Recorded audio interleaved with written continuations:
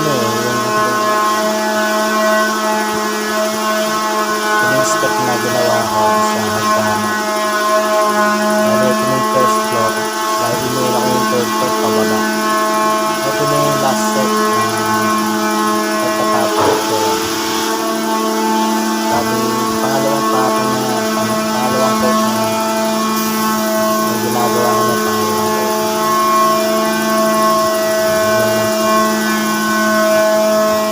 Kasi medyo nakakatawa ako, medyo malapit. Basta, kahit anong malapit siya, basta maganda lang yung flow ng spray gun mo, pati yung takbo niya, pantay naman siya. So, kailangan masolid yung ano, yung top coat niya. Kasi pag nilayo mo siya, medyo manipis yung dating.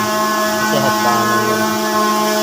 Kaya kailangan mas makapal at medyo kailangan malapit yung spray gun mo. Para solid yung kalabasan niya. Makikita nyo naman yung resulta. Wala kang makikita laktaw. Makikita naman sa reflect ng liwanag